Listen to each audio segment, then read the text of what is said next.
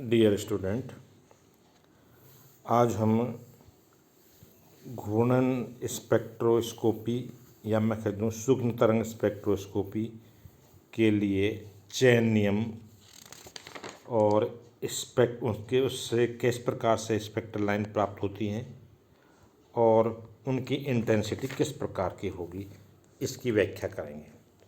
तो जैसे कि मैं आपको पहले बता चुका हूँ कि जो हमारा घूर्णन स्पेक्ट्रा है उसके लिए जो चयन नियम है वो होता है delta J is equal to ±1।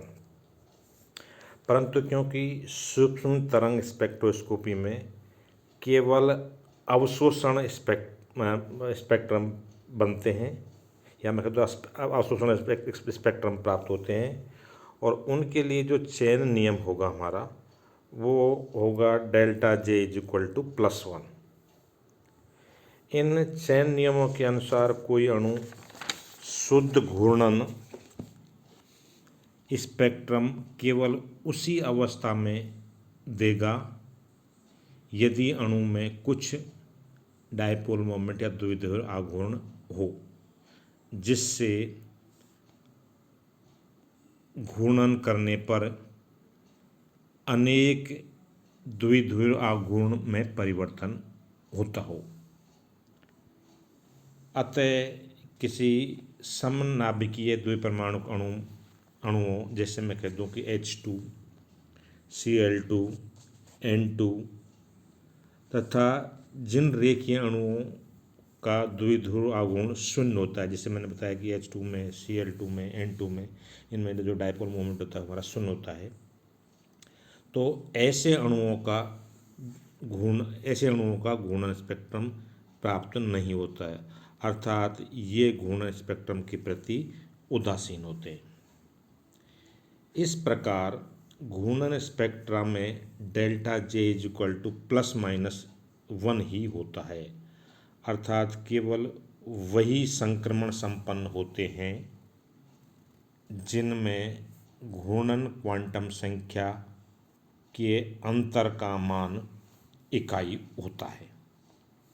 उदाहरण के लिए माना कि संक्रमण J से J+1 की ओर हो रहा है, तो उसकी घूर्णन आवृत्ति निम्न समीकरण द्वारा दी जा सकती है, और वो है न्यू बार, जिसमें मैं कहूँ कि J से J+1 इज इक्वल टू क्या होगा हमारा B bar multiplied J+1 multiplied J+2 minus B bar J और मल्टीप्लाइड J+1।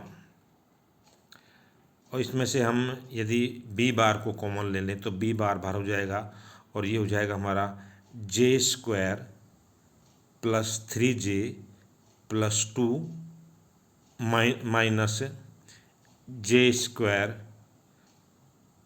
+ J, और मैं कहूँ कि V bar is equal to हो जाएगा 2B बार मल्टीप्लाइड J+1 सेंटीमीटर इनवर्स। अतः यदि हम इनके लिए J is equal to 0, J is equal to 1 के लिए वैल्यू निकालें तो J इज इक्वल टू 0 से कहाँ पे हो रहा है संक्रमण, यदि हमारा J से J+1 में, अर्थात 0 से +1 में हो रहा है, तो उस स्थिति में हमारे जो हम इस समीकरण जो 14 है उसमें यदि J की वैल्यू हम 0 रखेंगे तो वो क्या हो जाएगी हमारी, यानी न्यू बार जो G इज इक्वल टू 0 से 1 वो हमारी आ जाएगी 2B बार। इसी प्रकार से यदि हम J इज इक्वल टू 1 से 2 में लेवें तो उस स्थिति में हमारा जो न्यू बार है वो हो जाएगा 4B बार। इसी प्रकार J इज इक्वल टू 2 से 3 में लेवें तो यहाँ पे 6 बार। तो इससे स्पष्ट है कि एक दृढ़ द्विपरमाणुक अणु का घूर्णन स्पेक्ट्रा इस प्रकार का होगा कि उसमें विभिन्न स्पेक्ट्रम लाइनें जे से J+1 तक होंगी और प्रत्येक दो लाइनों के मध्य की आवृत्ति का अंतर समान यानी कि 2b बार के बराबर होगा। यदि इसे हम चित्र द्वारा देखें तो ये हमारा चित्र नीचे दर्शाया गया है।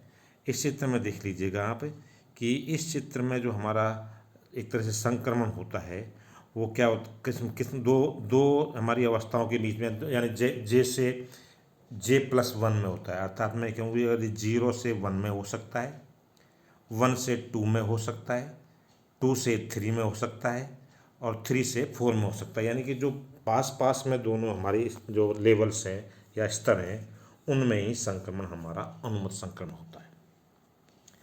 और इनकी जो स्पेक्ट्रल इंटेंसिटी है उसकी भी हम यहाँ व्याख्या कर सकते हैं, क्योंकि चेन नियम के अनुसार केवल वही संक्रमण अलाउड होंगे या अनुमत होंगे जो निकटवर्ती ऊर्जा स्तरों के होते हैं। जैसे मैंने बताया आपको चित्र में कि J=0 से J=1 में ले लीजिए चाहे, जिसको हम कहते हैं कि J से J+1 में।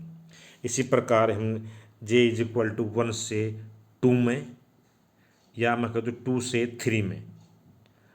तो इन लाइनों की जो तीव्रता होगी वो उच्च ऊर्जा स्तर वाले अणुओं के घनत्व पर निर्भर करेगी।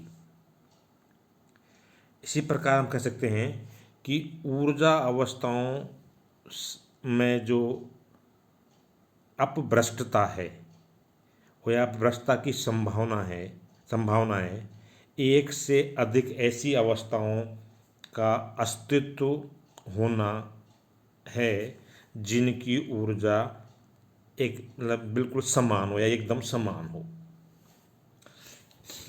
तो हम कह सकते हैं कि किसी स्पेक्ट्रम लाइन की जो तीव्रता है वो संक्रमण करने वाले अणुओं की आबादी पर निर्भर करती है।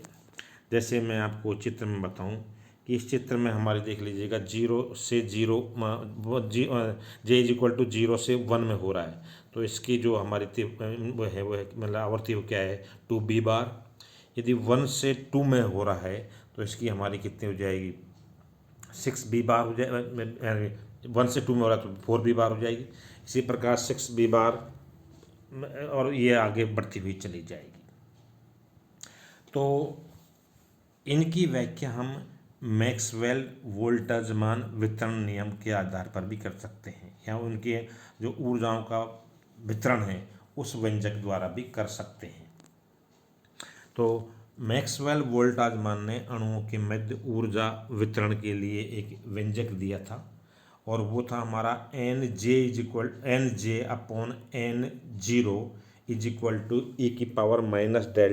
(e⁻⁻⁰ जिसको हम समीकरण 1 द्वारा दर्शा सकते हैं। इसी प्रकार प्रत्येक ऊर्जा स्तर में अणुओं की संख्या को भी हम एक व्यंजक द्वारा दे सकते हैं और वो होता है कि Nj (e⁻⁻ej/kT), जिसको हम समीकरण नंबर 2 से कह सकते हैं। चूँकि घूर्णन ऊर्जा स्तरों में डीजनरेट होते हैं अतः घूर्णन स्पेक्ट्रम की लाइनों की तीव्रता समभ्रष्टता या डीजनरेसी व्यंजक पर भी निर्भर करती है। यहाँ पर डीजनरेसी का तात्पर्य यह है कि अणु में 2 या 2 से अधिक अवस्थाएं भी हो सकती हैं जो समान ऊर्जा की होंगी। यदि हम एक द्विपरमाणु अणु को उदाहरण स्वरूप लें तो एक द्विपरमाणु अणु के लिए जो डीजनरेसी के लिए जो व्यंजक होगा हमारा वो होगा Gj=2J+1, जिसको हम समीकरण नंबर 3 द्वारा दे सकते हैं। और दूसरे शब्दों में हम कह सकते हैं कि J के दिए गए मान के लिए ऊर्जा स्तर 2J+1 होंगे। यदि मैं कहूँ कि J=0 है तो इसके लिए हमारा जी जे यानी हम इसमें वैल्यू रखेंगे तो क्या हो जाएगा 1। जे इज इक्वल टू 1 के लिए यदि हम जी जे का मान निकालें तो 1 या जे के मान 1 रख देंगे तो क्या होगा जी जे इज इक्वल टू 3। इसी प्रकार जे इज इक्वल टू 2 के लिए जी जे का मान निकालें तो वो मान हमारा कितना हो जाएगा जी जे इज इक्वल टू 5। तो इस प्रकार से हम प्रत्येक उसके लिए जे की वैल्यू के लिए जी जे की वैल्यू निकाल सकते हैं। अतः घूर्णन स्पेक्ट्रम लाइन की तीव्रता डीजनरेसी पद या वे वोल्टाजमान पद के गुणनफल से भी हम ज्ञात कर सकते हैं।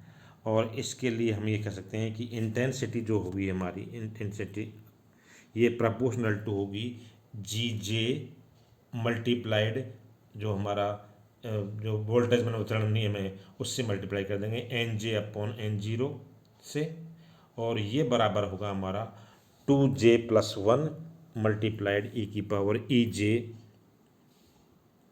अपॉन के टी, जिसको हम समीकरण नंबर 4 से भी दर्शा सकते हैं।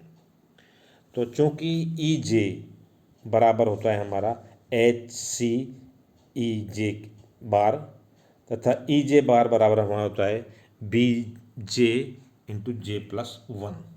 तो हम यहाँ पे जो ई जे की वैल्यू रख देंगे तो समीकरण 4 में तो हमारी इक्वेशन बन जाएगी कि N J upon N zero is equal to 2j+1 e की power B J plus 1 B J into J+1 multiplied H C upon K T.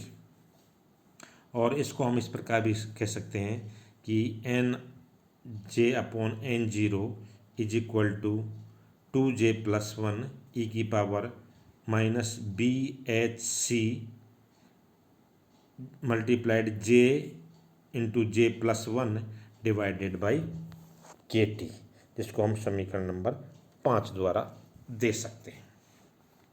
तो इस प्रकार से हम इन जो ऊर्जा हमारे लेवल्स हैं उनकी व्याख्या हम मैक्सवेल जो हमारा वोल्टाजमान वितरण डिस्ट्रीब्यूशन लॉ है उसके आधार पर भी कर सकते हैं। अब यहाँ पे जो हमारी जो ये हमने ई जे की वैल्यू निकाली है या वी बार की वैल्यू निकाली है तो इनके लिए हम इनके आधार पर हम बॉन्ड लेंथ को भी ज्ञात कर सकते हैं, क्योंकि हम जानते हैं कि घूर्णन स्पेक्ट्रम रेखाओं का घूर्णन स्पेक्ट्रम में रेखाओं का जो अंतराल होता है वो समान होता है। अतः स्पेक्ट्रमी रेखाओं की जो आवृत्ति है का मापन किया जा सकता है। किसी द्विपरमाणु अणु के लिए जड़त्व आघूर्ण जो I है और दोनों परमाणुओं के मध्य की दूरी जिसको हम R कह सकते हैं ज्ञात कर सकते हैं। किसी स्पेक्ट्रम में तरंग संख्या की जो वैल्यू है वो है V J bar is equal to J+1, और ये हमारी होती है 2b into J+1 centimetre inverse. और हम ये भी जानते हैं कि जो हमारा घूर्णन स्थिरांक b है उसकी वैल्यू क्या होती है, b इज इक्वल टू हमारा h/8π² I into C centimetre inverse. और यहाँ से हम I की वैल्यू निकाल लें तो I इज इक्वल टू क्या हो जाएगा हमारा h/8π² B C centimetre inverse. और चूँकि हमारा J का जो वैल्यू है वो J इज इक्वल टू होता है हमारा म्यू इंटू आर स्क्वायर। यहाँ पे म्यू क्या है हमारा रिड्यूस्ड मास है, इसलिए बंद लंबाई जो R की वैल्यू है हम यहाँ से ज्ञात कर सकते हैं कि R इज इक्वल टू √ऑफ I अपॉन म्यू, जिसको हम समीकरण नंबर 2 द्वारा दर्शा सकते हैं। और क्योंकि हमारा म्यू क्या है रिड्यूस्ड द्रव्यमान है जिसका मान होता है हमारा m1 m2 divided by m1 + m2।